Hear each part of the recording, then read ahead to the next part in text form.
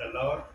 प्रभूच्या नावाला धन्यवाद देतो मी की प्रभूंनी सुंदरशी वेळ दिलेली आहे की या वेळेमध्ये आपण देव बाप्पाकडून देवाचा निरोप ऐकणे आणि देवाने आपल्यासाठी जे आशीर्वाद घेऊन आलेला आहे ते आशीर्वाद आपण प्रभूच्या उपस्थितीमध्ये ग्रहण करतो. म्हणून भक्तीची सुरुवात आपण प्रार्थनेने करू आणि सुनीता याच प्रार्थना करतील. आपण प्रार्थना करू. पवित्र पवित्र पवित्र पवित्र हे सेनाधीश आकाश आणि पृथ्वीच्या निर्माण करत्या माझ्या महान पित्या परमेश्वरा बाप्पा, तुला उंचविते गौरवते बाप्पा, आदर मान महिमा देते माझ्या राजा बाप्पा. या सुंदर वेळेबद्दल देखील तुला धन्यवाद देते माझ्या परमेश्वरा बाप्पा. बाप्पा जे वचन होणार आहे बाप्पा, तू ते आशीर्वादित कर माझ्या परमेश्वरा बाप्पा. आणि तुम्ही बाप्पा ज्या ठिकाणी एक दोघे आहेत माझ्या परमेश्वर बाप्पा, तुझी मान अशी उपस्थिती असू दे माझ्या परमेश्वर बाप्पा. बाप्पा शाबात सुरू झालेला आहे माझ्या परमेश्वर बाप्पा, शाबात तो आशीर्वाद कर माझ्या परमेश्वर बाप्पा. इथून पुढचा वेळ समय मी तुझ्या हाती देते बाप्पा. ही लहान नम्र प्रार्थना येशूच्या नावात केली म्हणून ऐकते.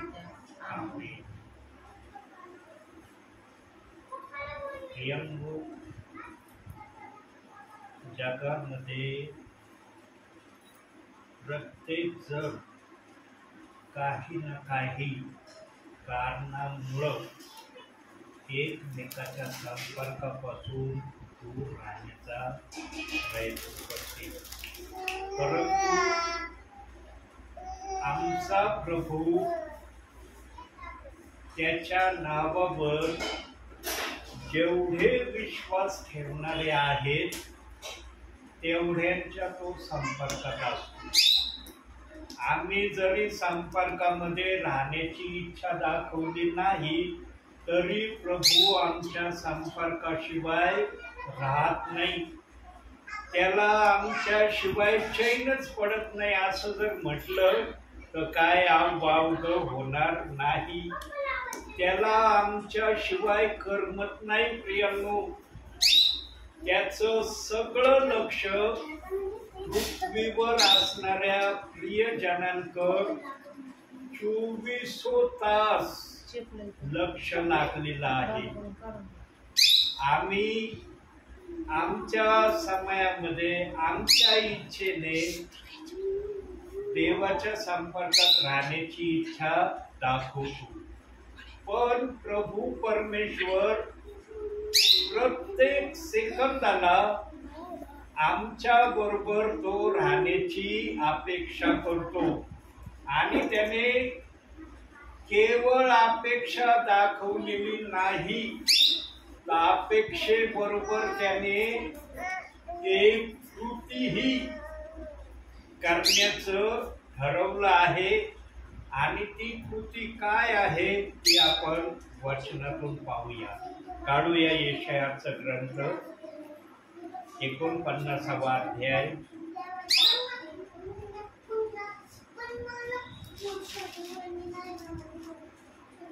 16वं वचन.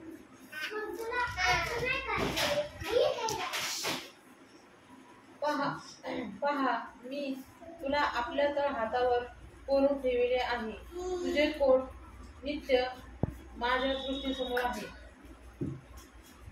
पहा मी तुला आपल्या तळ हातावर कोरून ठेवले आहे आणि तुझे पोट नित्य माझ्या समोर आहे.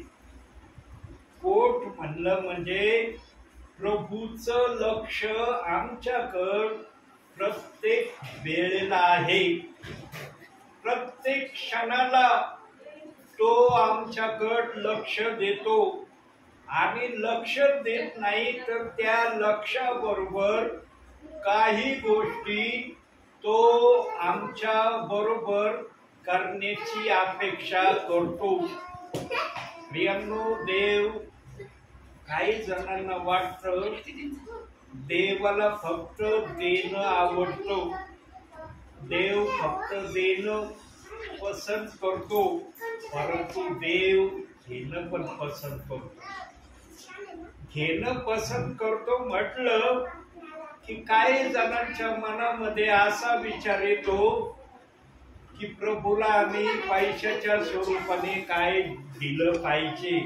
प्रियनो, देवबाप या गोष्टीपेक्षा मनुष्याकडून आज्ञा पालनाच्या माध्यमातून मनुष्याने देवाला जास्तीत जास्त खुश करावं याची अपेक्षा देवबाप प्रत्येक विश्वासणाऱ्याकडे करतो. प्रियांनो, देव पण घेण्याची इच्छा आपल्या विश्वासणाऱ्याकडे या प्रकारे करण्याची प्रक्रिया करतो. प्रभू आमच्यासाठी काय काय गोष्टी करतो, जेवढ्या गोष्टी देवबाप मला दाखवेल तेवढ्या गोष्टी मी आपल्या समोर वचनासहित प्रगट करण्याचा प्रयत्न करेन. पहिलं काढूया आपण यशायाचा 49वा अध्याय जो काढलेला आहे त्याचं 10वं वचन बघा. त्यास तहान भूक लागणार नाही, झळई व ऊन यांची बाधा त्यास होणार नाही, कारण त्याचवर दया करणारा त्याचा नेता होईल, पाण्याच्या झऱ्यावर तो त्यास नेईल. बघा प्रियांनो, त्यास तहान भूक लागणार नाही, त्याला ऊन आणि झळई याची बाधा होणार नाही. सर्वजण मे महिन्यामध्ये म्हणत होते आणि जे म्हणत होते त्या गोष्टी मे महिन्यामध्ये घडायला पण लागलेल्या होत्या. काही जिल्ह्यांमध्ये त्या गोष्टी घडत होत्या असं आम्ही समाचाराच्या माध्यमातून ऐकलं पण आहे.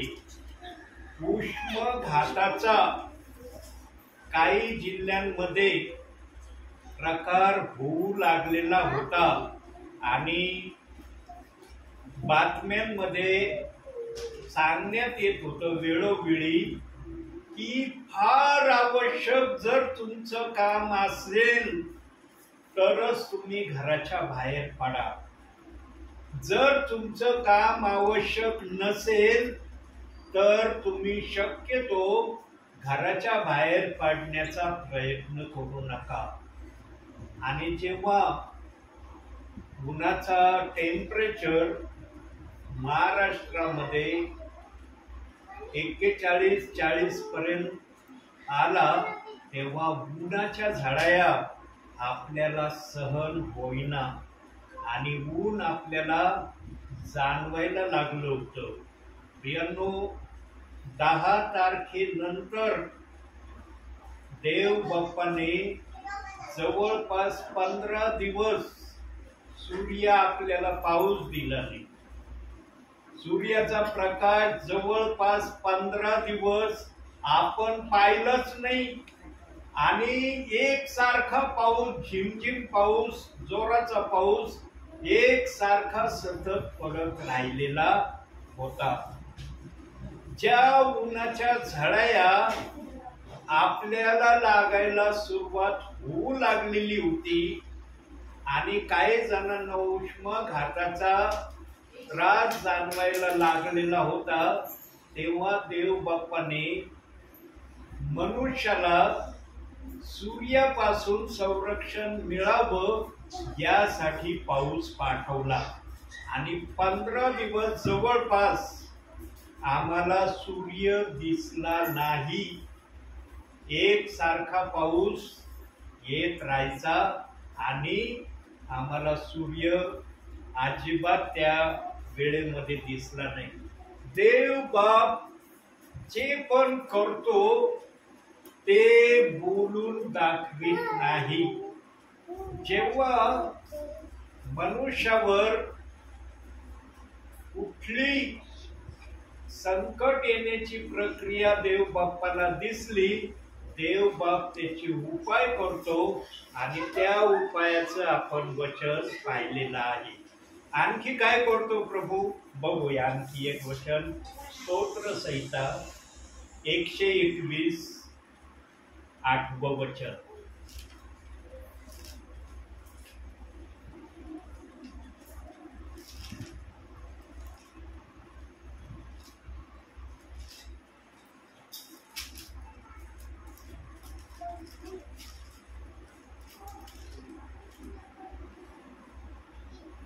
परमेश्वर तुझे येणे जाणे इथून पुढे सर्व काळ सुरक्षित करील. प्रभू परमेश्वराला चांगल्या प्रकारे समस्त प्रियांनो की माझे विश्वासणाऱ्यांना कामानिमित्त घराच्या बाहेर जाणं आवश्यक आहे.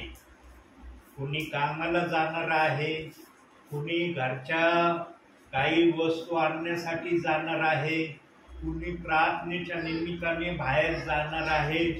जाण्याचे कारण वेगवेगळे आहे, परंतु सर्वांना घराच्या बाहेर पडणं आवश्यक आहे. कोणीही असं नसतं प्रियांनो, काही बहिणी जर सोडल्या तर बहुसंख्य बहिणींना पण काही ना काही कामानिमित्त घराच्या बाहेर जावंच लागतं. त्यांच्यासाठी वेगवेगळे कारण असतात बाहेर पडण्याचे, परंतु त्यांना पण आवश्यक ठिकाणी घराच्या बाहेर जाणं गरजेचं असतं. आणि देवबाप जाणतो की माझ्या हाताने घडलेल्या मनुष्याला जर बाहेर जायचं असेल तर त्याचं जाणं आणि येणं देवबाप आपल्या हातामध्ये ठेवतो. प्रियांनो, मागील 3-4 वर्षापूर्वी माझ्या मागील संदेशामध्ये मी सांगितलेलं आहे, असं नाही की मी सांगितलं नाही. सैतानाने माझ्यावर 5 वेळेस भयंकर अटॅक केले. इतके भयानक अटॅक माझ्यावर सैतानाने केले, जर माझ्या देव बाप्पाने त्या अटॅक मधून मला वाचवलं नसतं तर आजच्या समयाला मी जगामध्ये असतो किंवा नसतो हे मला सांगता येणार नाही. प्रियांनो, उड्डाण पुलावरून रेरला आगरकर मळ्यामध्ये जात असताना माझ्या गळ्याच्या भोवती 24 डिसेंबर या तारखेला गेल्या 3-4 वर्षापूर्वी अचानकपणे चायनीज माझ्या गळ्याभोवती आला आणि 50च्या स्पीडने गाडीवर मी उड्डाण पुलावर होतो. एकाएकी तो चायनीज माझ्या गळ्याभोवती आल्यामुळं मला समजलं नाही. मला वाटलं किडाच आलेला आहे. मी असं त्याला झटकण्याचा 1-2 वेळेस प्रयत्न केला, पण जेव्हा मला समजलं की अरे किडा नाही, काहीतरी वस्तू माझ्या गळ्याला घासत आहे, तेव्हा प्रियांनो मनामध्ये फक्त हालेलुया म्हटलं. मनामध्ये म्हटलं गळ्याला माझ्या घासत आहे. अशा परिस्थितीमध्ये मी मनातल्या मनात एकच हालेलुया म्हटलं आणि जसं हालेलुया म्हटलं प्रियांनो, तो चायनीज माझ्या 1-2 वेळेस मी असं केलं हालेलुया म्हटल्यावर खटकन तो चायनीज माझ्या टोकला. नुसता असं केल्याने, नॉर्मल असं झटकल्याने आणि एका हातात गाडीचं स्टेरिंग, 50च्या स्पीडवर गाडी माझी चालत होती उड्डाण पुलावर.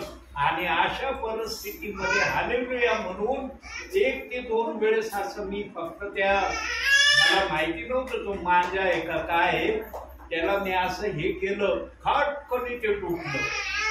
तुटल्याबरोबर मला कळलं की काहीतरी तुटलं आणि गाड्या भोवतून माझ्या ते गेलं. काही सेकंदावर मी गाडी थांबवली आणि मागे येऊन पाहिलं तर चायनीज माझ्या त्याचे 2 तुकडे झालेली होती. एक चायनीज माझ्या पटन होती, ती चायनीज माझ्या तुटल्यामुळं ती पटन हवेमध्ये होती, गेली निघून. पण तो माझ्या जसा तिकडून आकडायला लागले तेव्हा मला दिसलं की अरे हा माझ्या होता. प्रियांनो, देव बाप्पाने जर त्या उड्डाण पुलावर मला जर सहाय्य केलं नसतं तर प्रियांनो 3-4 वर्षापूर्वीच या जगाला मी निरोप दिला असता. त्या अगोदर त्याच वर्षी 3-4 वर्षापूर्वी प्रियांनो जुलै महिन्यामध्ये करोनाच्या काळामध्ये झूमवर आमची मीटिंग व्हायची. इस्रायलवरून आमचे सॉलोमन जेकब ब्रदर इस्रायलवरून संदेश द्यायचे आणि झूमच्या माध्यमातून आम्ही सर्वजण तो संदेश ऐकायचो. त्या झूमचा संदेश ऐकण्याच्या लगबगीने रावरी विद्यापीठ वरून नगरकड मी येत होतो. 7:15 मी रावरी विद्यापीठ वरून निघालो. 8 वाजेपर्यंत मला कसं पण माझ्या घरी यायचं होतं. नांदगाव पाशी मी आलो प्रियांनो, आणि पाऊस चालू होता. पावसामध्ये भिजत मी घराकडे येत होतो. आणि नांदगाव जरासं मी पास केलं. त्यावेळेला रावरी मनमाड हायवेचं काम चाललेलं होतं. तर 1 वे रोड चालू होता, 1 वे रोड बंद होता. प्रियांनो, नांदगावच्या पुढे आलो आणि खड्ड्यामध्ये मला पाण्यामुळं दिसलं नाही. पाऊस चालू होता आणि पाण्याचा रंग पांढरा नव्हता, पिवळा असल्यामुळं मला अंधारामध्ये दिसलं नाही इथं खड्डा आहे म्हणून. खड्ड्यामध्ये 45च्या स्पीड मध्ये माझा टायर त्या पाण्यामध्ये गेला प्रियांनो. आणि एवढा असा खड्डा होता आणि खोल जवळपास एवढा होता. प्रियांनो, जसं त्या खड्ड्यामध्ये माझं टायर गेलं, मी म्हणलं माझं काही खरं नाही. एवढंच माझ्या मनामध्ये मी शब्द केला. त्यावेळेस हालेलुया नाही म्हटलं मी, फक्त म्हटलं आता माझं काही खरं नाही.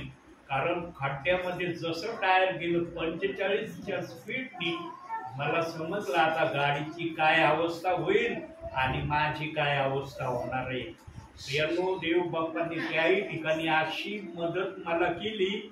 जसं लहान मूल चालता चालता पडतो, असा मी गाडीवरून रोडच्या मधोमध, त्या साईडला खड्डा होता पण जशी गाडी खड्ड्यात गेली मधोमध आली आणि गाडी अशी पडली. मला देखील लागलं नाही, गाडीला क्रॅच पडला नाही, गाडीचा कुठल्या पार्ट डॅमेज झाला नाही. आणि विशेष म्हणजे त्या वेळेला समोरून आणि मागून मनमाड हायवे रोड होता. ना ट्रक आली, ना बस आली, ना कार आली, ना कुठली 2 व्हीलर गाडी आली. प्रियांनो, जेव्हा मी गाडीवरून पडलो, एका व्यक्तीला पासिंग करून मी पुढे आलो होतो लगबगीने. त्या व्यक्तीने जेव्हा पाहिलं, त्यांनी मनातच ठरवलं ह्या व्यक्तीला खूप लागला असेल. ते थोडे स्पीडने आले आणि लगबगीने मला उचललं आणि मला म्हणे, साहेब बघा तुम्हाला कुठं काय लागलं का, हातापायाला प्रथम बघा. म्हणलं मला कुठं काय लागलं नाही, काही इजा झाली नाही. ते म्हणे, काय बोलता, इतक्या स्पीडनी गाडीवर तुम्ही खड्ड्यात गेले आणि पडले, तुम्हाला काय लागलं नाही? म्हटलं मला खरंच काही लागलं नाही. तो भला व्यक्ती फक्त एक वाक्य मला बोलला आणि मला म्हटला, आता सांभाळून जा. हे वाक्य काय बोलला? तो व्यक्ती मला म्हणला, जीवनामध्ये जरूर तुम्ही काहीतरी चांगले सत्कर्म केले असतील म्हणून एवढ्या भयानक अपघातामध्ये तुम्हाला जरासही काही लागलं नाही. आणि मग मला म्हटले, आता सांभाळून तुम्ही आपल्या घरी जा. प्रियांनो, हे मी का सांगतोय? कारण आमचं जाणं येणं देव बाप सुरक्षित करतो याचं हे प्रमाण आहे. ज्या बाकीच्या 3 घटना आहेत ते जर सांगितल्या सविस्तररित्या तर आपला वेळ आणखी वाढणार आहे. प्रियांनो, देव आमच्या जाण्या येण्याकडे अतिशय बारकाईने लक्ष देतो. त्याला समजतं की माझ्या विश्वासणाऱ्यांना मी जर सुरक्षित ठेवलं नाही तर माझे विश्वासणाऱ्यावर सैतान हल्ला केल्याशिवाय राहणार नाही.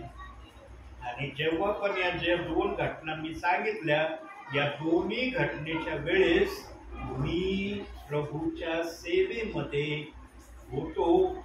सेवेमध्ये असतानाही सैतानाने माझ्यावर असे हल्ले केले. सेवकावर जर अशा प्रकारे हल्ले होऊ शकतात प्रियांनो, तर तुम्ही तर विश्वासणारे आहात. सेवकाला जर सैतान कोणते सबबीवर सोडण्याची इच्छा ठेवत नाही, तर तुम्ही जे विश्वासणारे आहात प्रियांनो, तुम्हाला किती आपल्या भावी जीवनामध्ये काळजीपूर्वक चालणं गरजेचं असेल. आणि यासाठी प्रियांनो, विश्वासणाऱ्यांनी जास्तीत जास्त प्रभूच्या संपर्कामध्ये राहण्याचा सतत प्रयत्न करणं गरजेचं आहे. जे प्रभूच्या संपर्कामध्ये राहतील प्रियांनो, त्यांना देव बाप्पाने एक बक्षीस देण्याचं ठरवलं आहे. काय बक्षीस देण्याचं ठरवलेलं आहे? वचनातून आपण पाहूया. नीतिसूत्रे 3 अध्याय 2 वचन.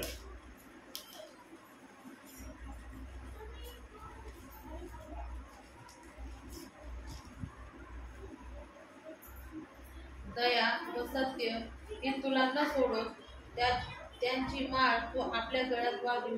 त्यास आपल्या नीतिसूत्रे 3 अध्याय 2 वचन. कारण त्यापासून दीर्घ आयुष्य, वयोवृद्धी व कल्याण ही तुला प्राप्त होईल. बघा प्रियांनो, त्यापासून तुला दीर्घ आयुष्य आणि वयोवृद्धी प्राप्त होईल. आज सांगा प्रियांनो, कुणाला आपल्या जीवनामध्ये कल्याण नको आहे? आयुष्य आमचं देव बाप्पाने जे ठरवलेलं आहे वचनामध्ये, त्या ठरवलेल्या आयुष्याप्रमाणे आम्ही या भूतलावर राहावं याची अपेक्षा कोण करत नाही? सर्वांना अपेक्षा आहे की आम्ही या भूतलावर जास्तीत जास्त प्रभूच्या संपर्कामध्ये राहून आमचं भावी आयुष्य जेवढं प्रभूने ठरवलेलं आहे त्या आयुष्यापर्यंत आम्ही जगावं. प्रियांनो, 1000 वर्षाचं आयुष्य देव बाप्पाने मनुष्याचं निर्धारित केलं होतं. 1000 वर्षाकरता आदामाला निर्माण करण्यात आलं होतं. पण आदामाच्या चुकीमुळं, एक आज्ञाभंगाच्या पापामुळं देव बाप्पाने वेळोवेळी प्रकारांनी मनुष्याचं आयुष्य कमी करत गेला. या फायनल स्टेजवर देव बाप्पा आज आलेला आहे आणि इतकंच आयुष्य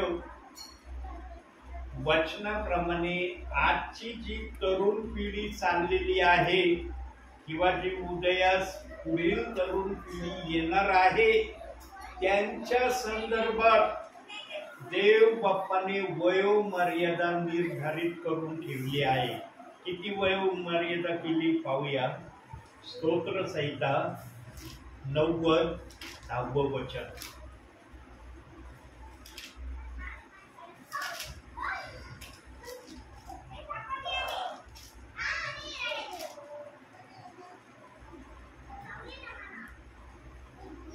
आमचे आयुष्य 70 वर्षे आणि शक्ती आपल्यास फार तर 80 वर्ष असले तरी त्याचा डामडौल केवळ कष्टमय व दुःखमय आहे, कारण ते लवकर संपते आणि आम्ही निघून जातो. बघा प्रियांनो, 1000 वर्षाचं आयुष्य आदामाला देव बाप्पाने देऊ केलं होतं. पण फायनल स्टेजवर आज देव बाप्पाने मनुष्याचं आयुष्य किती बनवलंय? 70 वर्ष. आणि फार जर चांगले पदार्थ खाल्ले, खारी खोबरं, अक्रोड वगैरे वगैरे, शरीराला पौष्टिकता आणणारे पदार्थ जर आम्ही जास्तीत जास्त खाल्ले तर 10 वर्ष आणखी प्लस मध्ये सांगण्यात आलंय. 80 वर्ष मनुष्याचं आयुष्य. पण या पिढीच्या अगोदरचे जे लोक या जगामध्ये आहेत, आम्ही ऐकतो कोणाचं वय 90 आहे, कोणाचं वय 93 आहे, कोणाचं वय 100 पर्यंत गेलेलं आहे. हे आम्ही ऐकतो प्रियांनो. का त्यांची वयोमर्यादा देव बाप्पांनी इथपर्यंत जाऊ दिली? कारण ज्यांनी सत्कर्म आपल्या जीवनामध्ये चांगले केले ना प्रियांनो, त्यांचं आयुष्य देवबाप वाचलेल्या वचनाप्रमाणे वाढवल्याशिवाय राहत नाही. त्यांचं कल्याण पण तो करतो, त्यांना सुखी समाधानी आनंदी पण भावी जीवनामध्ये जगण्याची संधी तो देतो. प्रियांनो, चांगले कर्म करणं सर्वांना शक्य होत नाही. चांगले कर्मासाठी सुईच्या बारीक टोका एवढ्या सत्कर्माकडे लक्ष देणं गरजेचं असतं. जिथं आवश्यकता पडेल तिथं सुईच्या टोका एवढं सत्कर्म केल्याशिवाय राहत नाही. ज्याला सत्कर्म करण्याची इच्छा होते आणि जो सत्कर्माने चालतो प्रियांनो, त्यांना देवबाप आयुष्य त्यांचं वाढवतो. सत्कर्माने चालणाऱ्यांचं जर आयुष्य वाढवलं जातं तर जे वचनामध्ये आहेत, वचनाप्रमाणे चालतात, वचनाप्रमाणे करण्याची प्रक्रिया प्रभूला दाखवतात, त्यांचं आयुष्य देवबाप किती वाढवेल. सत्कर्माने जर एखाद्याला आयुष्य वयोवृद्धी होती त्यांची, तर जे वचनाप्रमाणे देव बाप्पाला संतुष्ट करतात, खुश करतात, देवाची इच्छा ते प्रगट करण्याकरता सतत लक्ष देतात. मागील संदेशात सांगितलं मी की प्रभूला मनुष्याकडून 3 गोष्टीची आवश्यकता असते आणि 3 गोष्टी देवबाप हर विश्वासणाऱ्याकडे घेण्याची अपेक्षा करतो. या 3 गोष्टी कोणत्या आहेत? पहिलं, स्तुती आराधना. देवाच्या संगतीमध्ये आम्ही काही ना काही वेळ देणं गरजेचं आहे. दुसरं, आम्ही जी काही कमाई करतो त्या कमाईचा 10वा भाग दशमौल देवाला देणं गरजेचं आहे. आणि तिसरा भाग, जे सेवेला येतात त्यांना रिकामं पाठवू नये, ही तिसरी आज्ञा आहे. परंतु या तिसऱ्या गोष्टीकडे बहुसंख्य विश्वासणाऱ्याचं लक्ष अशा अनुषंगाने लागलंय की आम्ही जे काही देतो ते पाळकाला देतो. थोडे विश्वासणारे आहेत की ते समजतात की हे आम्ही प्रभूला दान देत आहोत, पण बहुसंख्य विश्वासणाऱ्यांचा समज होतो की मी पाळकाला देत आहे. त्यामुळे पाळकाला कधी दिलं जात नाही. म्हणून दानाने देवबाप संतुष्ट होतो. दशमंशाने देवबाप आम्हाला जागा मावणार नाही एवढ्या आशीर्वादाने तो आम्हाला तृप्त करण्याची तयारी दाखवतो. आणि स्तुती आराधनेमध्ये आम्ही जर देवबापाला वेळ दिला तर देवबाप आमचे आयुष्य वाढवल्याशिवाय राहत नाही आणि आमचं कल्याण केल्याशिवाय राहत नाही. या 3 गोष्टीमध्ये देवबापाने आम्हाला देण्याची प्रक्रिया ठेवलेली आहे. पण आजच्या या समयाला किती जणांना म्हणता येईल की मला या 3ही गोष्टी मी माझ्या भावी जीवनामध्ये प्रत्येक दिवशी करत आहे. काही परिवारामध्ये मी सांगितलेलं आहे की 24 तासामध्ये कमीत कमी 5 मिनिटं तुम्ही देव बाप्पाची स्तुती आराधना करा. फक्त देवाला गौरव द्या, धन्यवाद द्या, देवाचे आभार माना, देवाची उपकार स्तुती करा. अशा अनुषंगाचे शब्द 5 मिनिटं प्रभूला बोला. त्याच्यामध्ये आमच्या विनंती आम्ही काहीच सांगायच्या नाही. मला याची गरज आहे, मला हे पाहिजे, माझी अशी समस्या आहे, असं माझ्या समोर अडखळं नाही, या गोष्टी ठेवायच्या नाही. देवाचं गौरव म्हणजे गौरव. 24 तासामध्ये जर तुम्ही 5 मिनिटं प्रति दिवशी रोज केलं ना प्रियांनो, देवबाप तुमच्या नावे जीवनाच्या पुस्तकात लिहिल, यांनी पृथ्वीवर माझी स्तुती आराधना केली आहे. स्वर्गातले स्वर्गदूत प्रियांनो रात्रंदिवस प्रभूला पवित्र पवित्र हालेलुया देव बाप्पाची स्तुती असो या शब्दाचा गजर चाललाय. 24 तास प्रभूच्या चरणापाशी असलेले स्वर्गदूत प्रभूला धन्यवाद देत आहेत. पण आमचा प्रभू स्वर्गातल्या स्वर्गदूतांचा धन्यवाद तेवढा ऐकत नाही जेवढा धन्यवाद पृथ्वीवर एखादा विश्वासणारा एखादा सेवक देवाची स्तुती करताना प्रभूला दिसतो तेव्हा तो बारकाईने त्या विश्वासणाऱ्याकड सेवकाकड लक्ष देण्यापासून माघार घेत नाही. आज जे प्रियजन या समयाच्या अगोदर पर्यंत ज्यांनी प्रभूला स्तुती आराधनेचा यज्ञ उपकार स्तुती सह सादर केलाय प्रियांनो त्यांची नाव जीवनाच्या पुस्तकात प्रभूने लिहिली आहे. यांनी उपकार स्तुतीचा यज्ञ मग किती वेळ दिला ते त्यांच्यावर आहे. कुणी 5 मिनिटाचा कमीत कमी उपकार स्तुतीचा यज्ञ देव बाप्पाला देणं गरजेचं आहे. प्रियांनो आमच्या जीवनामध्ये देवाला सतत आमच्यामध्ये कार्य करणार जर करायचं असेल तर देवाला प्रसन्न करणं हे आमचं प्रथम कर्तव्य आम्ही ठेवलं पाहिजे. आणि जर आम्ही या प्रक्रियेमध्ये स्वतःला प्रभूच्या इच्छेप्रमाणे आम्ही देवासमोर सादर होत राहू तर देव बाप आमच्यासाठी आणखी एक कार्य करतो. आता शेवटचं आपण वचन बोलूया. अनुवादाचं पुस्तक 28वा अध्याय 2रं वचन.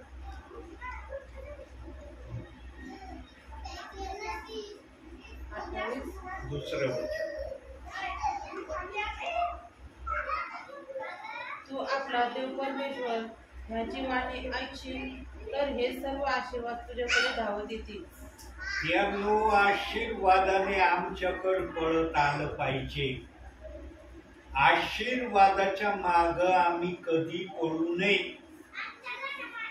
जे आशीर्वादाच्या माग पळतात ना प्रियांनो ते प्रियजन भावी जीवनामध्ये कधीही सफल होणार नाही. का हे प्रभू म्हणत आहे प्रियांनो कारण प्रभूची इच्छा जर कोणाला देण्याची नसली ना मग तोच प्रभूच्या आशीर्वादासाठी माग पळतो. पण आमच्या भावी जीवनामध्ये आम्ही अशा प्रक्रियेने देव बाप्पामध्ये चालण्याची इच्छा ठेवली पाहिजे की देव बाप्पाने आमच्या माग आशीर्वाद पाठवले पाहिजे. 2 कदम आम्ही नेहमी पुढं आणि आशीर्वाद आम्हाला गाठण्याची तयारी करत आहे.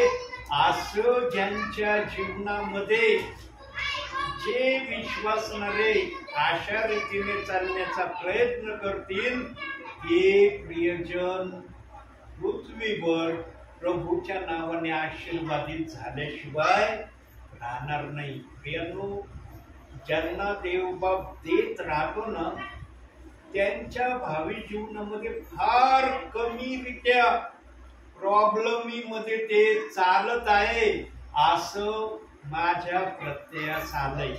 मग शारीरिकरित्या असो या आत्मिकरित्या असो त्यांच्या जीवनामध्ये एवढे प्रॉब्लेम आलेले मी ऐकले नाही. आणि जर एखादा प्रॉब्लेम आला तर ते प्रभूकडे प्रार्थना करून त्या प्रॉब्लेमला पण प्रभूच्या मदतीने दूर करण्याचा प्रयत्न करतात.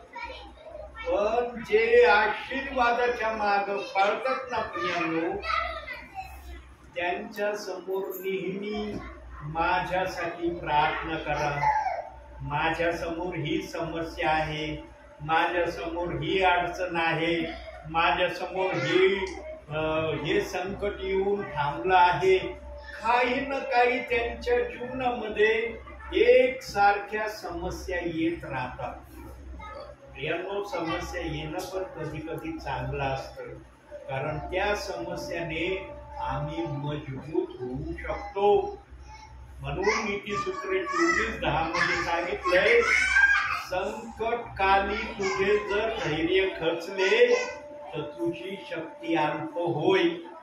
प्रियांनो, संकट येणं पण कधी कधी मनुष्यावर गरजेचं आहे, पण संकट सततच आमच्यावर येत राहावं हे चुकीचं आहे.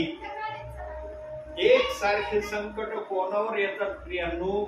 जे देव बाप्पाच्या अनुशासनामध्ये राहण्याची प्रक्रिया दाखवित नाही, त्यांच्या जीवनात संकट सतत येत राहतात. म्हणून ज्यांच्यावर संकट असतील त्यांना या अंतिम समयामध्ये यातून सुटण्याचा गोल्डन आणि चांगला मार्ग एकच आहे की त्यांनी प्रार्थना करावी, बायबल वाचावं आणि देवाच्या आज्ञेमध्ये, अनुशासनामध्ये राहण्याचा सतत त्यांनी जर प्रयत्न करायला सुरुवात केली, कोणी जरी त्यांच्याकडे लक्ष दिलं नाही, स्वर्गातला प्रभू परमेश्वर त्यांच्याकडे पाहिल आणि जेव्हा ते एक सारखं हे करण्याची प्रक्रिया देव बाप्पाला दाखवतील, तेव्हा त्याला त्या विश्वासणाऱ्याची किंवा सेवकाची दया आल्याशिवाय राहणार नाही. आणि उधळ्या पुत्राचं उदाहरण दिलं, यापेक्षा आमच्या प्रभूची दया प्रगट करण्यासारखा दुसरा मार्ग नाही. एवढ्या उधळ्या पुत्राने नासधूस करून त्याच्याकडे आला, तरी उधळ्या पुत्राला आमच्या प्रभूने स्वीकारलं.